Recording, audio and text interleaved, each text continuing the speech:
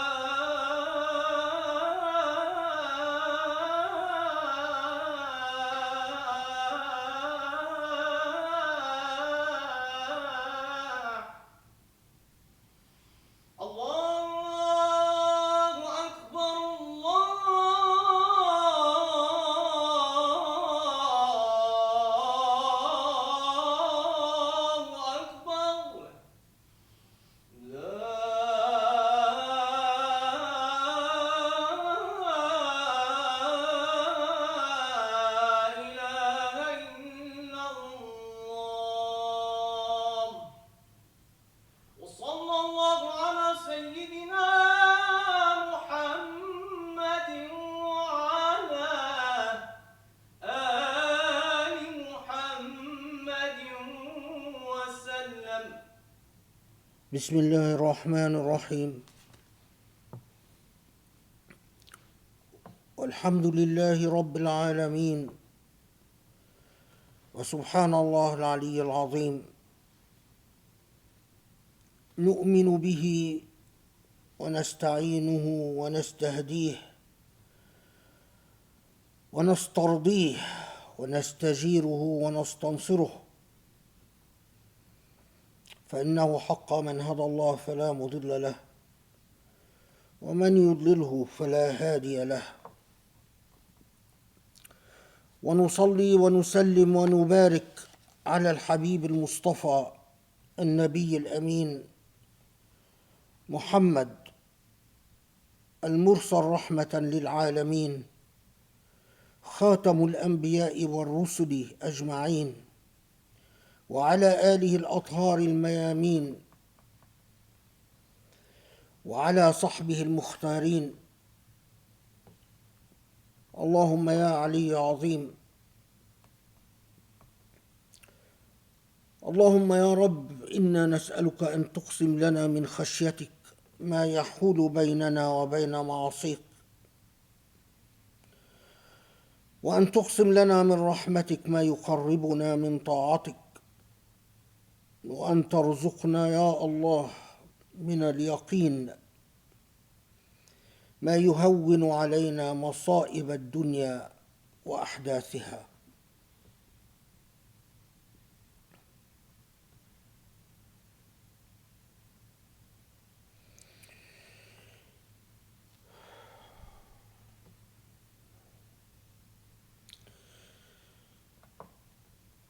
In Surah Al-Baqarah, the second chapter of the Quran and the longest surah in the Quran, the first revelation after the Hijrah,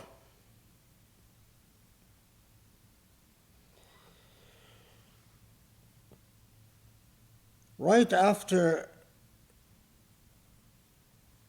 the ayat, or the ayah, because it is a single ayah, known as Surah Al-Kursi. Of course, Surah Al-Kursi itself, which as I said is really a single ayah, although it is commonly known as a surah, but it's not, is the most profound and eloquent testament of monotheism. الله لا إله إلا هو الحي القيوم لا تأخذه سنة ولا نوم. Ayat al-Kursi or Surah al-Kursi is a profound statement of what it means to acknowledge, to believe, to commit to the realization, to the truth that this universe has a Lord, has an owner, that it is not a coincidence, it is not a happenstance, it is not some meaningless unfolding among the mysteries of the universe, but indeed that this entire universe and this entire existence is driven by a purpose, and that purpose is defined by the Lord of the universe, the one who made it, the one who owns it, and the one that will ultimately retrieve it. Right after Ayat al-Kursi or Surah al-Kursi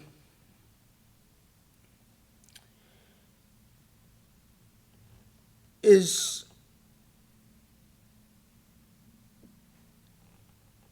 a profound articulation of a principle that in every way is really a statement of the whole point of Islam and the whole point of belief. That statement starts out, لا إكراه في الدين قد تبين الرشد من الغي. There can be no coercion. There can be no compulsion in religion.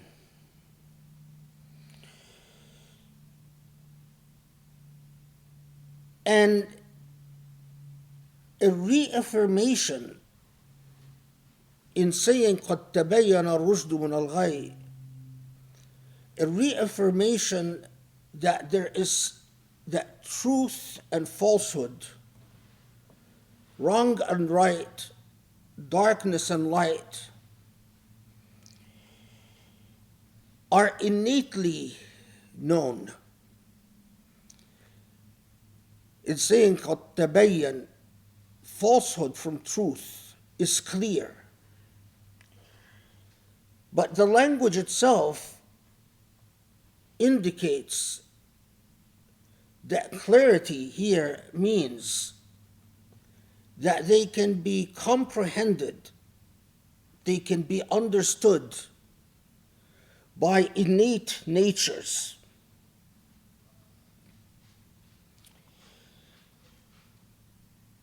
Then, first, we get a statement that there is no coercion in religion.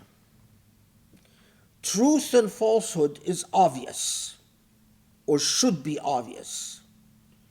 Truth and falsehood is there for you to recognize through your own free will.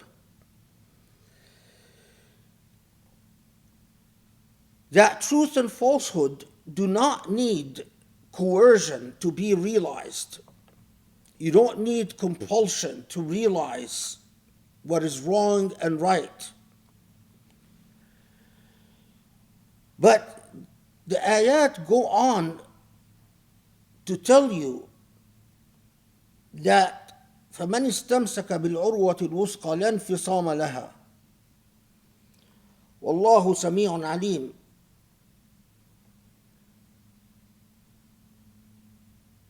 That the solid covenant, the firm path, the path of righteousness can be firmly held by those who seek the path of the truth. And for you to understand that the path of truth is your salvation,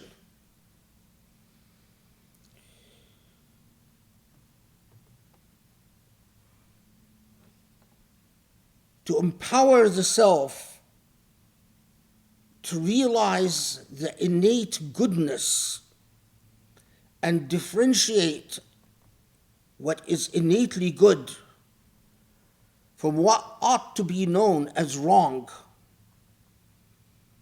is at the core and heart of your belief in Allah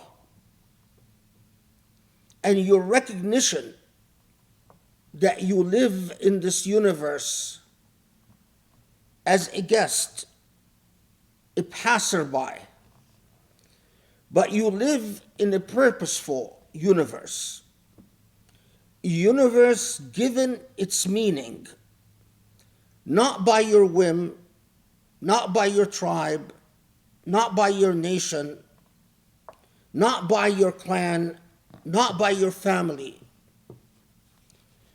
but the purpose and objective and meaning of this universe is indeed given to it by the owner of the universe.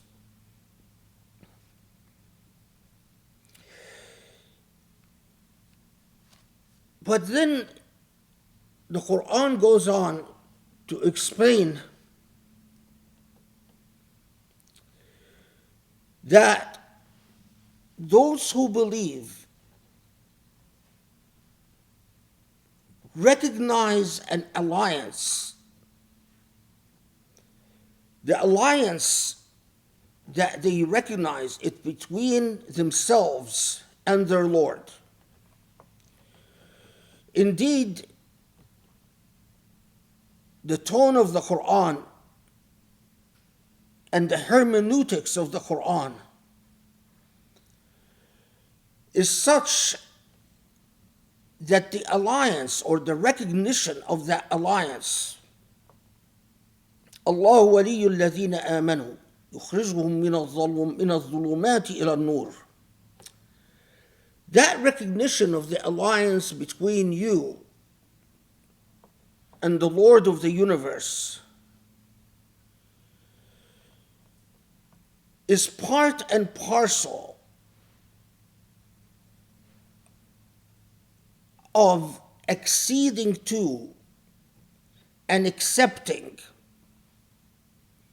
and affirming that this universe has a purpose, has an objective,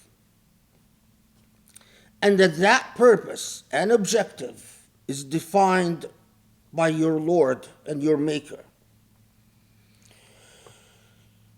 Allah subhanahu wa ta'ala then tells us something very significant.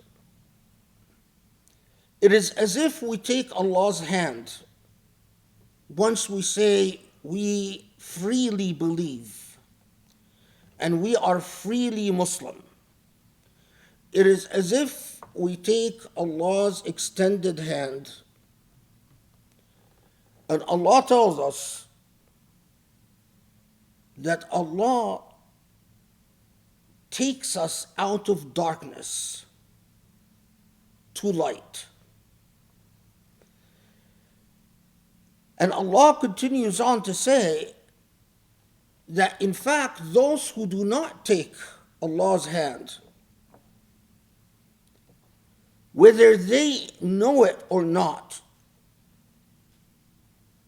their hand is taken by, their hand is firmly gripped by At-Taghut. At-Taghut is a word that can stand for everything that is unjust, everything that is whimsical, everything that is oppressive.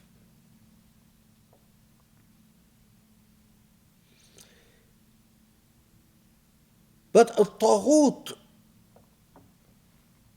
with all its connotations and all its nuances, always has a core meaning to it that is never absent from the word Taghut.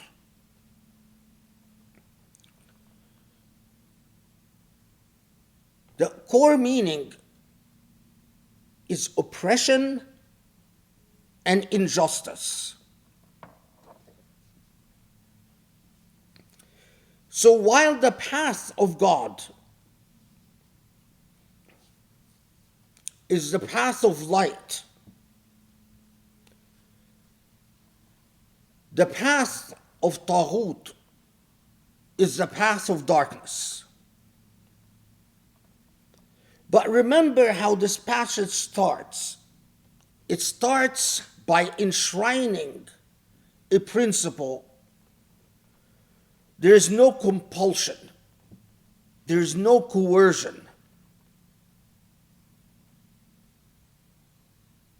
Meaning, coercion, compulsion, duress is antithetical, is at odds with the path of the Lord. Taghut, which means in essence oppression, oppression is part and parcel of the path of deviance, part and parcel of the path of darkness. God's path requires non-coercion and requires volition, choice, and that choice be exercised to take Allah's extended hand, to deny the Taghut your hand, to refuse to surrender your hand to your Taghut, but to take Allah's extended hand and to allow Allah to guide you from darkness to light.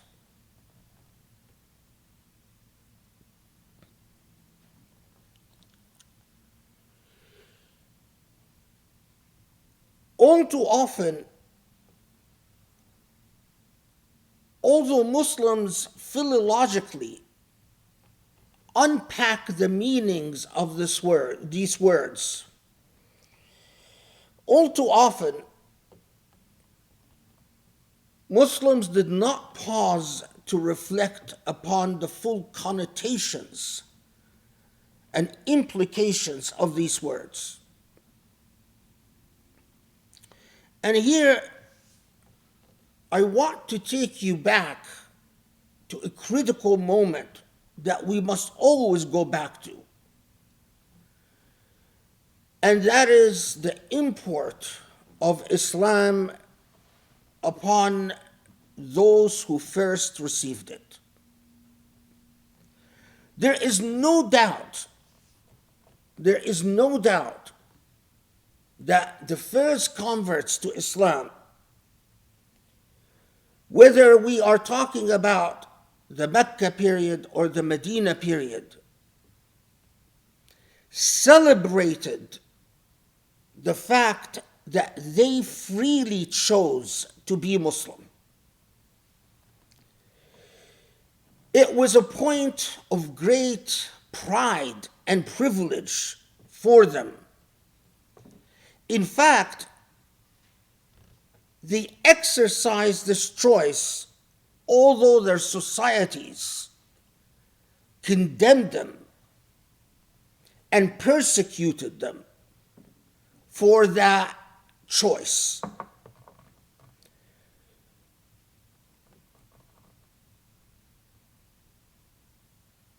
So it was a particular point that we freely choose to be Muslim, although our society persecutes us for it. And there is also no doubt that those who converted to Islam as the Quran was being revealed would clearly describe this experience as Allah opening their eyes, as Allah empowering them, as Allah giving them a sense of meaning and purpose. In other words, as coming out of darkness to light.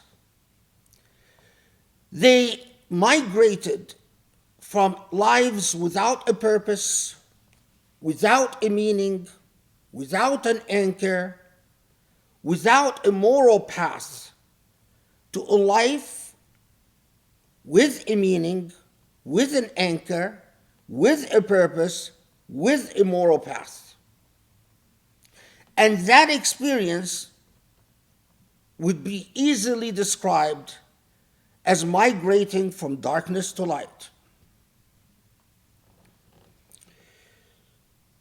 But if you delve into the seerah of the Sahaba and Ahl al-Bayt and the seerah of the Prophet ﷺ himself, what strikes you is time and time again from the interactions of Muslims with their oppressors in Mecca as the interaction of Muslims after the first migration to Abyssinia, when they refused to prostrate before the Abyssinian monarch. The interaction of Muslims with Arab tribes surrounding Medina after the Hijrah. The interaction of Muslims with the powerful Sassanid Empire in Persia. The interaction of Muslims with the Byzantine Empire that had been dominant in the Mediterranean for centuries. Time and time again, what strikes you about these interactions is that these Muslims felt confident, felt resolute, felt dignified. Time and time again, you are struck by the empowered sense of dignity these Muslims obtained in their relationship with Islam or to Islam and their relationship with God. These Muslims felt enlightened and spoke to people of old power and old knowledge with a clear sense of an enlightened people. In a word, what strikes you about these early Muslim generations, time and time again, is that they felt liberated by Islam. Whether one was poor,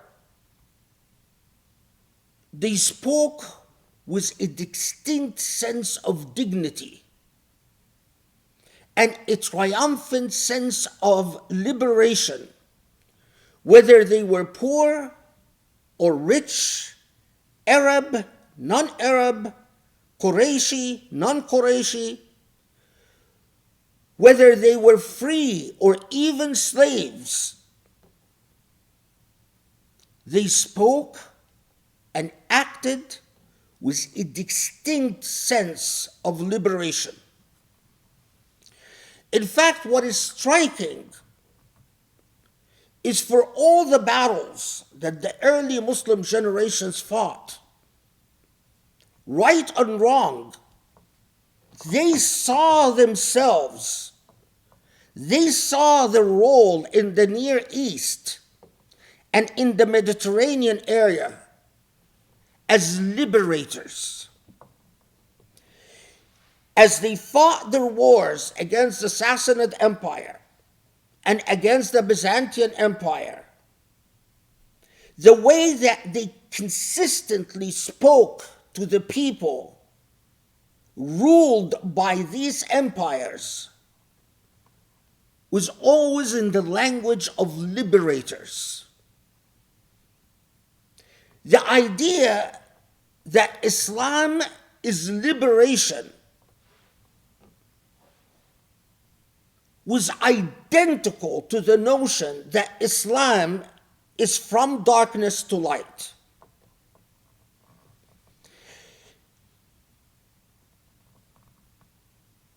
This is why, although Christianity and Judaism had been in Palestine for centuries,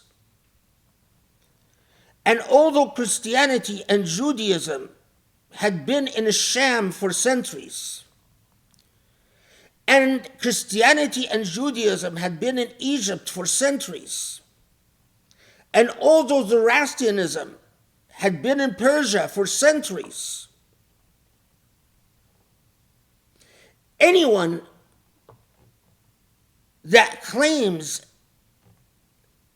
that these territories became Muslim through financial incentives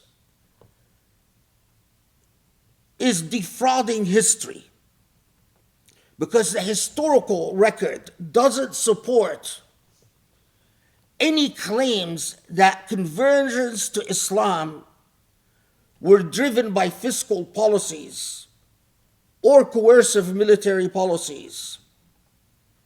The common perception was that the old religions were oppressors. Judaism became an exclusive club for a tribal race, the Israelites. Christianity was seen as old and corrupt. And so the same thing with Zoroastrianism. The way people related to the very image of from darkness to light was equal to and the same as from oppression to liberty.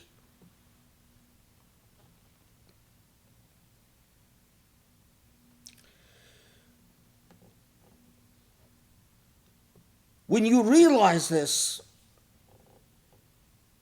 you go back and you reread the beginning of this passage, from darkness to light. The most powerful and unconditional and vehement condemnation of the idea of oppression and coercion and duress that starts out this passage in the Quran. لا إكراه في الدين.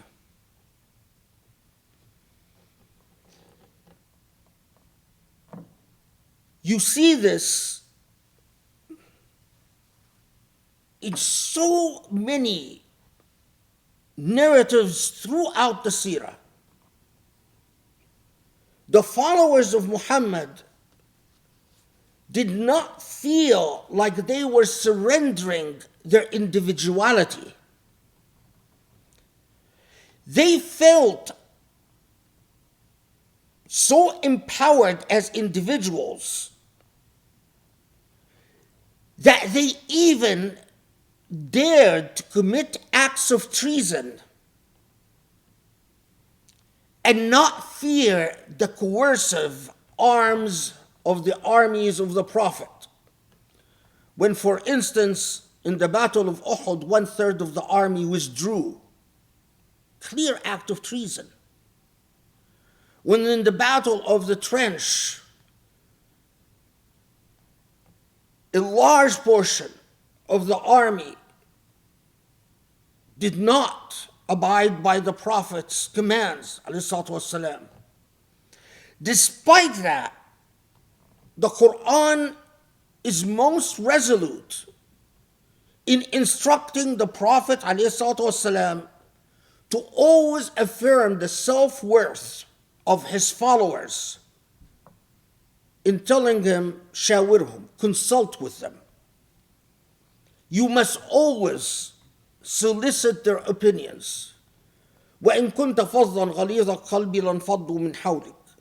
You cannot be a dictator, authoritarian. You cannot be hard-hearted.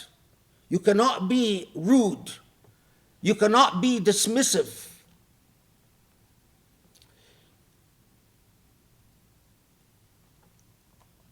This sense that Islam is liberation is what empowered slaves to disobey their masters, children to disobey their parents, members of age-old tribes to disobey their chieftains, and to say, I choose liberation in Islam.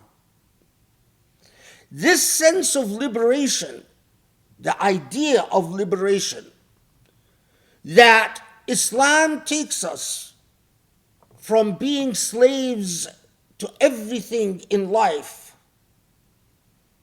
to accepting slavery only to Allah subhanahu wa ta'ala, but vis-a-vis everything else, we maintain our dignity, we maintain our honor, we maintain our autonomy.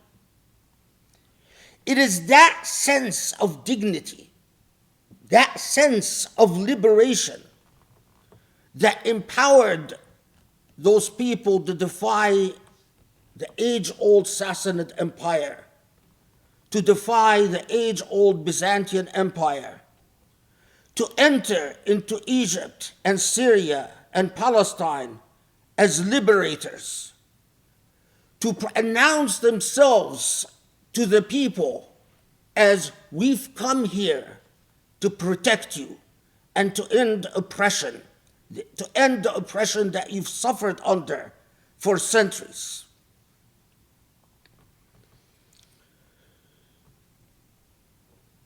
To even bring this idea closer,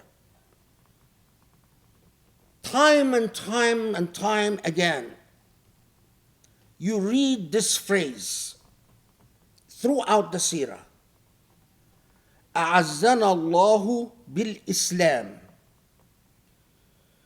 Every time Muslims would confront a situation that they perceived as undignified or humiliating or degrading, they always juxtapose this to that concept expressed in that phrase, that Allah has dignified us through Islam. Meaning what? Meaning my dignity as an individual, my self-respect as an individual is honored and protected by Islam. Without Islam, I am a prey to social mores and cultural values that do not necessarily respect me and honor me as an individual.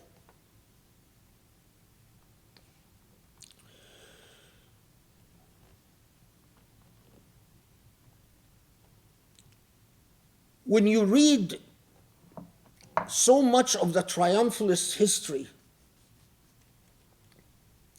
of the West, one of the concepts that is talked about very frequently in sociology is what is often referred to as the Protestant ethic. And in short, the idea of the Protestant ethic was that Protestantism defied the old Catholic Church and imbued its followers by defying the church and the old systems of power in Europe. Protestantism imbued its followers with a sense of innovation,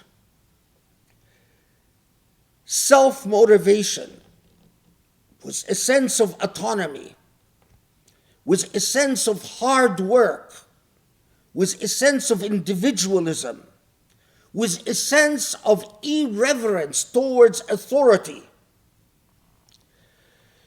And that this Protestant ethic, we are often told, was the ethic that drove the values of innovation in the West that ultimately led to the Industrial Revolution and the expansion of capitalism and the Western civilization itself.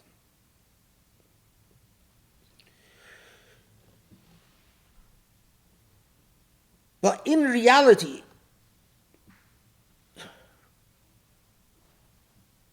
if Muslim history was decolonized What is described as the Protestant ethic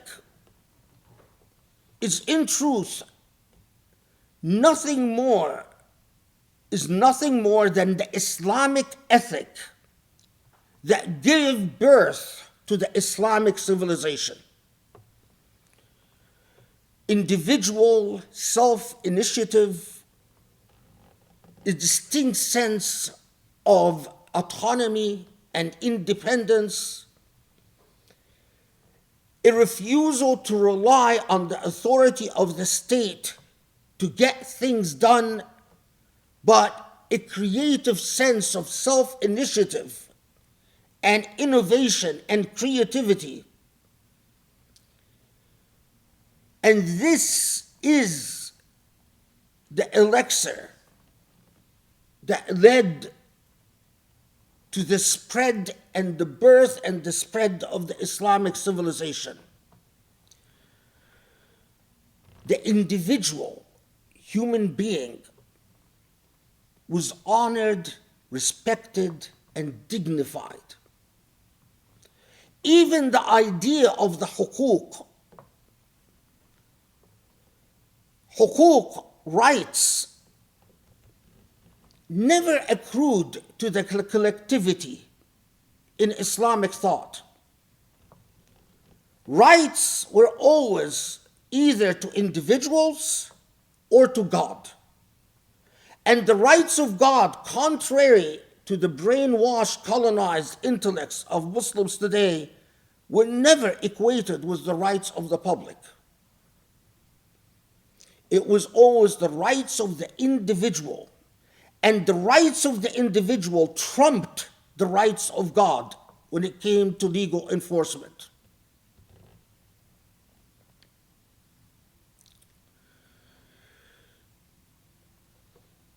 The word for dignity was izzah. That Muslims, when they heard the Quran say, إِنَّ الْعِزَّةَ لِلَّهِ جَمِيعًا, that dignity and true pride belongs to Allah, they understood that dignity comes from Allah, and that they as individuals are entitled to that dignity that comes from Allah by being believers in Allah, by taking Allah's hands. That their salvation belongs to no church and to no central authority, to no government, and that the fate of Islam depends on them as individuals. It took long centuries for that individualized sense of dignity, an individualized sense of autonomy, an individualized sense of initiative to be destroyed by successive oppressive governments. And ultimately, colonialism came to thoroughly finish it off. But something remains in the vestiges, in the back alleys of the Muslim memory. We Muslims innately know that the idea of a believer, a mu'min, who is supposed to be the bearer of light from darkness, the idea of a humiliated and undignified Muslim is an oxymoron. We innately know this. It is embedded deep in our conscience. We innately know that what the companions of the Prophet ﷺ and what Ahlul Bayt had, which we do not, was a sense of pride, a sense of distinct self-respect. They felt that as individuals they can change the world. They felt empowered to stand against authoritarianism and despotism and defy it. That sense of empowerment has been stolen from us, robbed from us. What remains in us are the remnants of memories of Izzah. So while we intuitively know that a Muslim should be respected, honored, that indeed Islam itself cannot be in a humiliated, disempowered, degraded status. But the reality that surrounds us is overwhelming.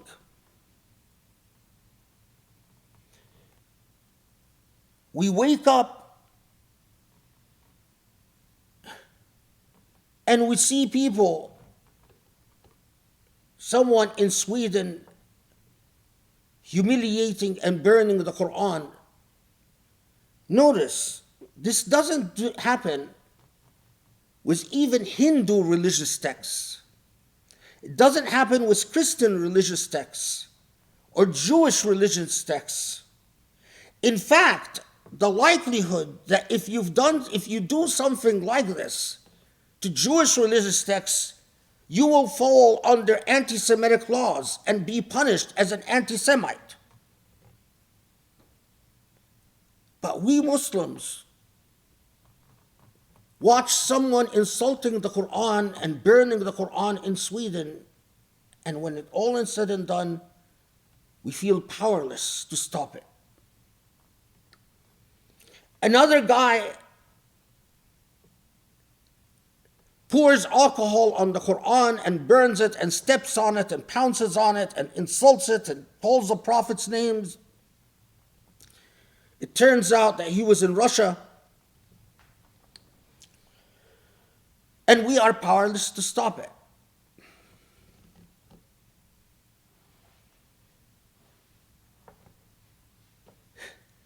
And this is just the optics. But we all know, every Muslim, when they meet another Muslim, we don't even need to talk about it. We know what's happening in Kashmir, and we're powerless to stop it.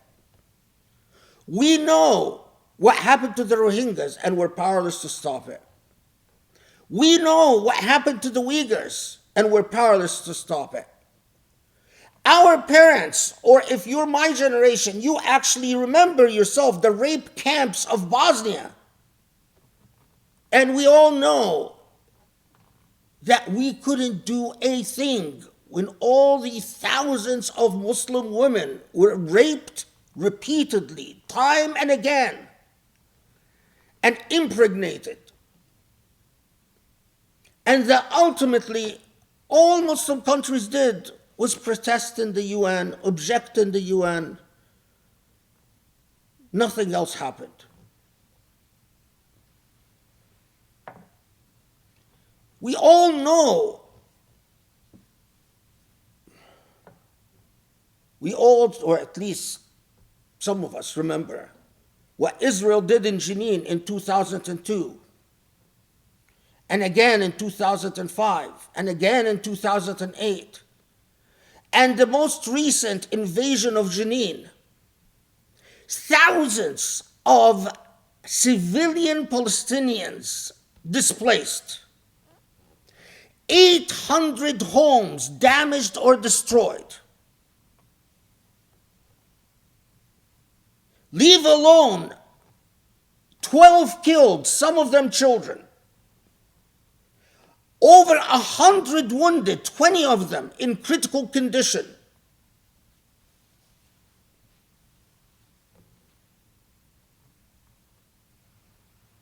This 4th of July, there were fireworks, and I watched the faces of my dogs One of the dogs got so terrified he went and hid under my desk. The other dog kept looking at me nervously, every time looking at me to get a sense of what's going on. Should I be scared? And I thought,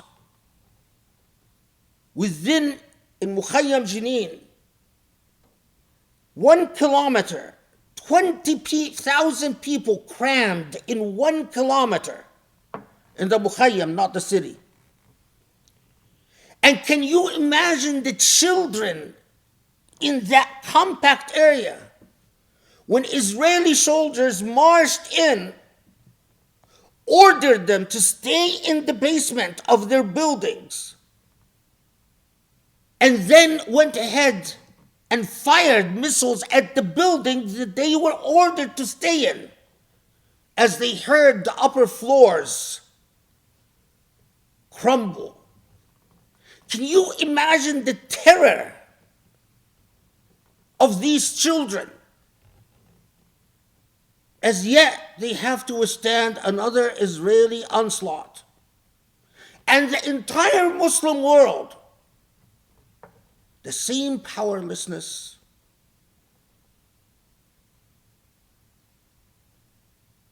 the entire Muslim world, powerless, incapable of doing anything.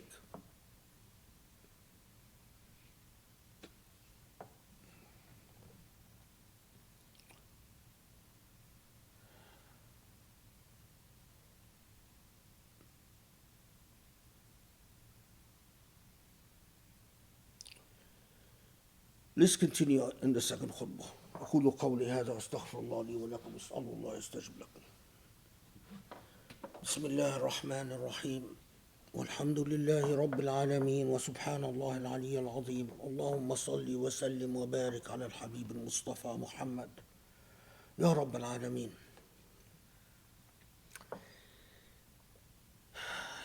This is the tension. This is the reality. Islamic history tells us you should have dignity. You should have a sense of self-autonomy. You should have a sense of self-initiative.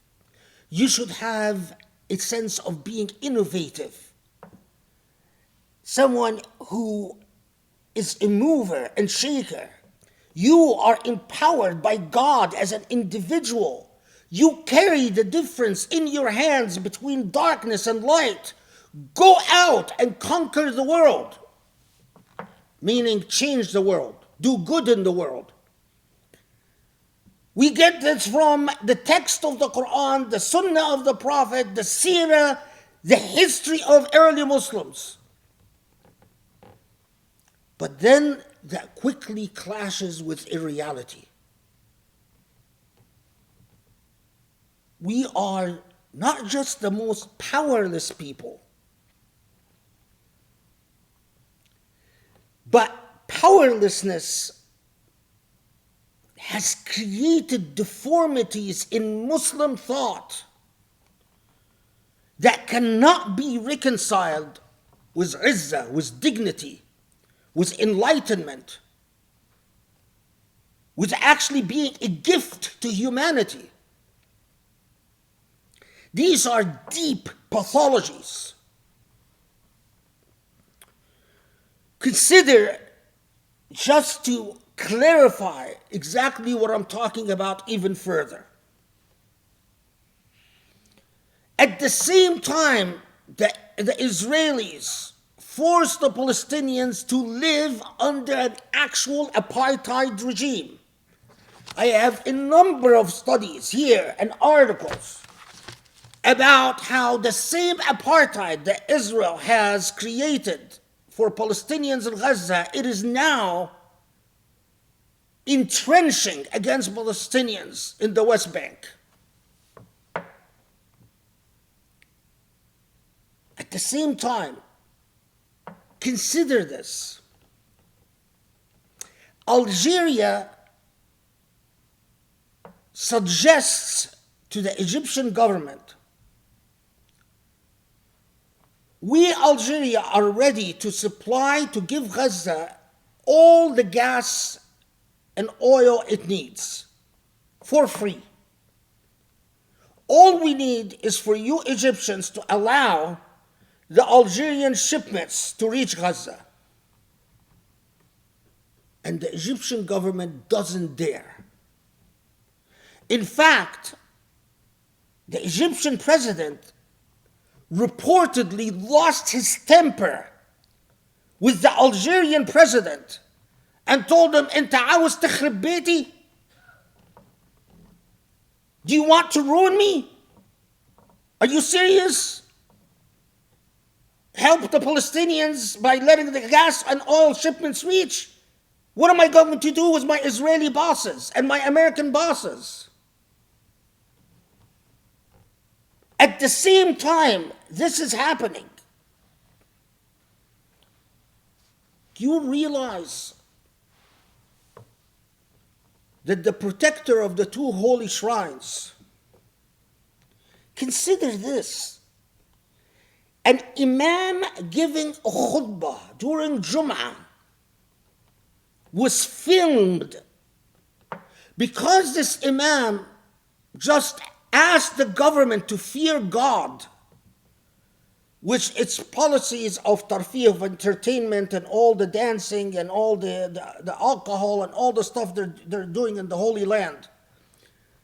He was pulled off the minaret, and we all saw the video. He was pulled off the minaret on camera, beaten and disappeared. To this day, it is not known what happened to this man. Consider this. A report comes out that Saudi Arabia is murdering hundreds of Ethiopians at the Saudi-Yemeni border. Ethiopians are escaping from Ethiopia, crossing the Red Sea, going into Yemen, trying to cross from Yemen to the Saudi border. And what does Saudi Arabia do? It mows them down with machine guns and artillery. The UN is the only body that has investigated this and protested numerous times. Can you imagine the power of the state, the immorality of a state that murders people in the desert, buries them, and basically doesn't give it a second thought?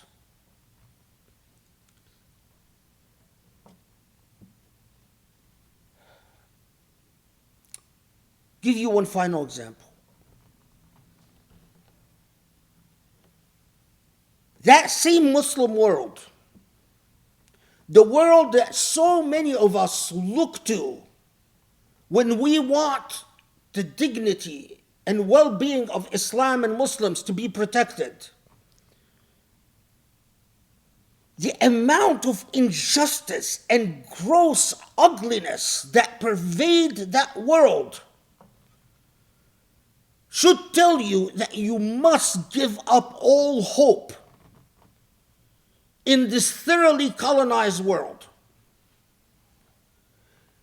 Just recently, an Egyptian doctor who works in Kuwait and an Egyptian wife who also works in Kuwait, she's also a doctor, a pharmaceutical doctor.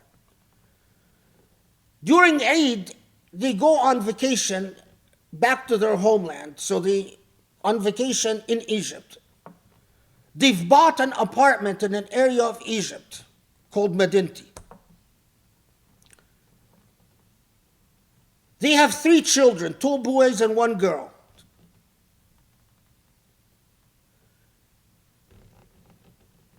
One of the boys is playing with his bicycle.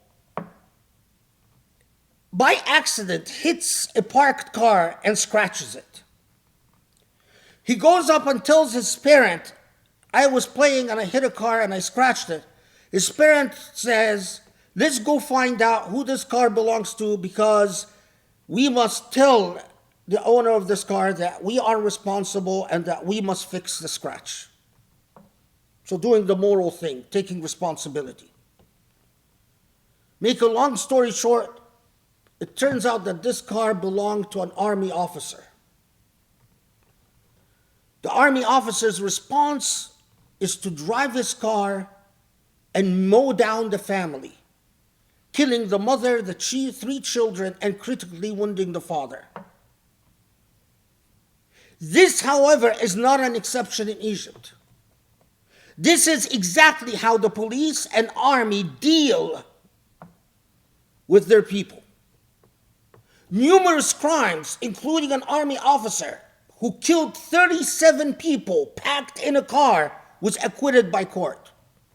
Army officer that was filmed flogging and torturing the staff of an entire hospital was acquitted by court. And even in this incident, first the army wouldn't arrest the guy. And then when they arrested him, they said, oh, this resulted out of speeding. They tried to cover up for it. And now everyone knows that although the army has announced that it's arrested this officer, everyone knows that this officer will not be convicted. But an entire family mowed down and murdered. You look at religious institutions, complete silence by Azhar. Dar al-Fatwa, complete silence. Any sheikh in Egypt dare to say a single word? Not a single word. The attitude of most Egyptians? Things happen. We have become so accustomed to injustice, to authoritarianism. What is Taghut if this is not Taghut? What is darkness if this is not darkness? So in a word,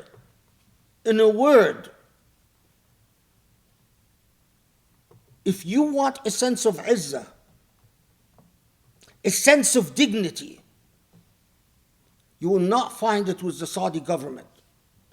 You will not find it with the Emirati government. You will not find it with the Egyptian government. You will not find it with the Pakistani government. You will not find it with the Palestinian authorities. You will not find it with any of the current governments, because they are thoroughly colonized. So what to do? Our innate sense tells us that our relationship to Allah must be a source of liberation, liberating the human being from the oppression of despots, liberating of human beings from the oppression of myth and fiction, liberating human beings from fears, irrational and rational, liberating a human being from the oppression of materialism and capital, liberating a human being from the oppressions of demons and the demonic, liberating the human being. That is Islam. It is in our heart, in our soul. But we can't practice it. And that is what results in all the pathologies, all the craziness, all the insanities that you witness in the Muslim community and the Muslim world. That is the heart of all the pathologies that you see in Islamic centers, in Islamic communities.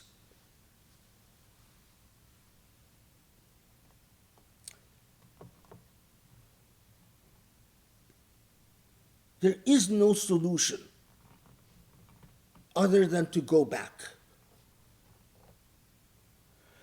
To go back and be, as Allah describes it in the Quran, the first of Muslims. وَإِنِّي أَوَّلُ مُسْلِمِينَ. The first of Muslims. Don't rely or think or expect anything from any government. Your relationship to Islam must be freed from any government or foreign society. You must approach Islam as an innovator, as an inventor. You must approach Islam with the famous Protestant ethic. But in truth, it is the Islamic ethic. You must build institutions independent of any government or any relation to any foreign society or culture. You must realize that the Islam of colonized countries has been, for the foreseeable future, thoroughly corrupted. You must make Palestine, Kashmir, the Uyghurs, the Rohingyas your own personal issue. You must understand that in the absence of the Khalifa and the Khilafah, you are the only Khalifa there is. You are the only Khalifa there is. Each one of you is so valuable if you are liberated, if you are empowered, if you are inspired by the light of Islam. Each one of you must become Allah's Khalifa on earth. You must build institutions. You must think of yourself as the original fathers and the original mothers, the founders in a new phase in Islamic history. Because all the old institutions are claimed by ghosts and phantoms and evil spirits, and you will not be able to exercise them. There is no path to exercising them. Build yourself. Build yourself for a future ummah that can regain its izzah again and can make a difference. اللهم اغفر لنا اللهم اعف عنا اللهم ارحمنا اللهم اهدنا لأقرب من هذا رشدا يا رب. Allah, forgive our sins. Inspire us towards the straight path, your path. Allah, inspire us towards liberation from oppression and darkness. Inspire us to be the bearers of light, to be the first Muslims all over again, to establish the foundations of true faith, true iman, true liberty, true dignity, true honor, true morality. وصلي وسلم وبارك على محمد وآله وأصحابه ومن اتبعه بإحسان إلى يوم الدين.